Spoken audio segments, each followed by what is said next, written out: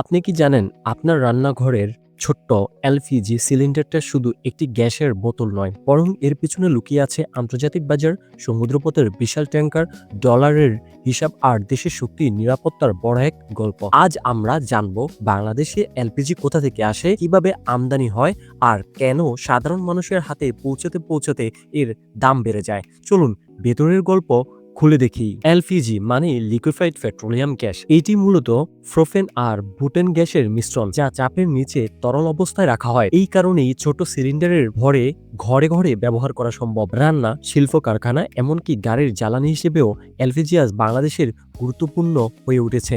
LNG এর মতো অতিরিক্ত ঠান্ডা সংরক্ষণের দরকার হয় না। এটি ব্যবহার ও পরিবহন তুলনামূলক সহজ। বাংলাদেশে ব্যবহৃত এলপিজি এর প্রায় পুরোটা মানে প্রায় ৯৮% আমদানি করা হয়। এই গ্যাস আসে সমুদ্রপথে বিশাল ট্যাঙ্কার জাহাজে করে, প্রধানত চট্টগ্রাম পোর্ট আর মংলা পোর্ট দিয়ে দেশে ঢোকে এলপিজি। এখান থেকেই শুরু হয় দেশের ভেতরের দীর্ঘ বিতরণ যাত্রা। বাংলাদেশে কয়েকটি বড় কোম্পানি এই আমদানি ও সরবরাহ ব্যবস্থায় নেতৃত্ব দেয়। ওমেরা, বসুন্ধরা, ডেল্টা, মেঘনা, BM Energy, Jamuna Premier, Petromax এরা মূলত আন্তর্জাতিক বাজার থেকে এলপিজি কিনে দেশে আনে। এই গ্যাস আসে মধ্যপ্রাচ্য, এশিয়া এবং দক্ষিণ পূর্ব এশিয়ার বিভিন্ন রপ্তানিকারক দেশ থেকে। বিশ্ববাজারের উঠানামার সঙ্গে সঙ্গে এখানকার বাজারেও প্রভাবিত হয়। এবার আসি কিভাবে এলপিজি গ্যাস দেশে ঢুকে আপনার রান্নাঘর পর্যন্ত পৌঁছায়। প্রথমে ট্যাঙ্কার জাহাজ বন্দরে ভিড়ে, সেখান থেকে এলপিজি বড় বড় স্টোরেজ ট্যাঙ্কে সংরক্ষণ করা হয়। তারপর সেই গ্যাস 12 কেজি বা অন্যান্য সাইজের সিলিন্ডারে ভরা হয়। এক অংশ আবার সরাসরি ট্যাঙ্কারের মাধ্যমে যায় শিল্প কারখানা ও অটোগ্যাস স্টেশনে। এই পুরো প্রক্রিয়া বহন, সংরক্ষণ আর বিতরণ আলাদা আলাদা খরচ যোগ হতে থাকে। অনেকেই প্রশ্ন করেন, সরকার কি কর নেয়? সাধারণভাবে এলপিজি এ কিছু ডিউটি ছাড় থাকলেও আমদানির সময় ভ্যাট ও কিছু কর পরিশোধ করতে হয়। এই খরচও শেষ পর্যন্ত সিলিন্ডারের দামের সঙ্গে যুক্ত হয়। এখন আসি সবচেয়ে গুরুত্বপূর্ণ প্রশ্নে, দাম নির্ধারণ হয় কিভাবে? এখানে 4টি বড় বিষয় কাজ করে। প্রথমত আন্তর্জাতিক বাজার মূল্য, বিশেষ করে সৌদি কন্ট্রাক্ট প্রাইস বা সৌদি সিপি। দ্বিতীয়ত প্রিমিয়াম, মানে জাহাজ ভাড়া, বীমা, হ্যান্ডেলিং খরচ আর কোম্পানির মুনাফা। তৃতীয়ত বাংলাদেশে এনার্জি রেগুলেটরি কমিশন বা বিইআরসি এর নির্ধারিত ফর্মুলা। আর চতুর্থত দেশের ভেতরে পরিবহন ও সরবরাহ খরচ। বিইআরসি প্রতি মাসে সরকারিভাবে এলপিজি এর দাম ঘোষণা করে, কিন্তু বাস্তবে সব এলাকায় সেই দাম হুবহু মানা হয় না। ফলে এক জায়গার যে সিলিন্ডারের দাম অন্য জায়গায় সেটি কিছুটা বেশি বা কম হতে পারে। তাহলে কেন হঠাৎ দাম বাড়ে আর বাজারে সংকট দেখা দেয়? বাংলাদেশের প্রেক্ষাপটে দাম বাড়ার অন্যতম একটা কারণ হতে পারে এই সিন্ডিকেট, যেটাকে আমরা সহজ ভাষায় বুঝতে পারি।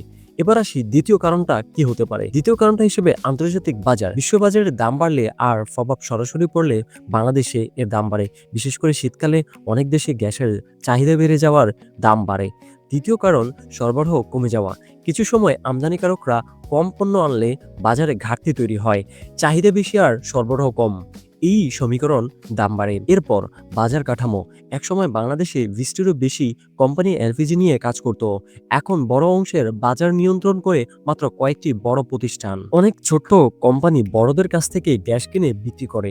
এতে বাজারে প্রতিযোগিতা কমে যায় আর দামের স্থিতিশীলতা নষ্ট হয়। আর ডলার সংকট আর ব্যাংকিং জটিলতাও অন্যতম একটি কারণ। বিদেশ থেকে গ্যাস আনতে এলসি খুলতে হয়, ডলার পেতে দেরি হলে জাহাজ আসতেও দেরি হয়, আর সেই দেরি সরাসরি প্রভাব ফেলে বাজারের সাপ্লাইয়ে। আরেকটি বড় বিষয় হলো শীতকালে চাহিদা হঠাৎ বেড়ে যাওয়া। রান্নার পাশাপাশি অনেক জায়গায় গরম কাজেও এলপিজি ব্যবহার বাড়ে। এই বাড়তি চাহিদা সরবরাহ কম থাকে, দাম আরও উপরে ঠেলে দেয়। বর্তমানে এলপিজি শিল্প খুবই গুরুত্বপূর্ণ কিন্তু চ্যালেঞ্জিংও বড়। বাজারে কয়েকটি বড় কোম্পানি সবচেয়ে শক্ত অবস্থানে আছে।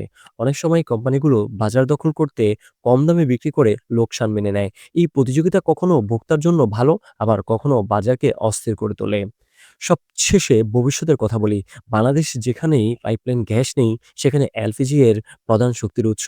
সরকার ও বেসরকারি প্রতিষ্ঠানগুলো চেষ্টা করছে যাতে সরবরাহ স্থায়ী থাকে, দাম নিয়ন্ত্রিত হয় আর পুরো ব্যবস্থাটা আরো স্বচ্ছ হয়। কারণ এলপিজি শুধু রান্নার গ্যাস নয়, এটি আজ বাংলাদেশের শক্তি নিরাপত্তার একটি গুরুত্বপূর্ণ স্তম্ভ। এই ছোট্ট সিলিন্ডারের ভিতরে লুকিয়ে আছে বৈশ্বিক বাজার, জাতীয় অর্থনীতি আর ভবিষ্যতের জ্বালানি নিরাপত্তার বড় এক গল্প।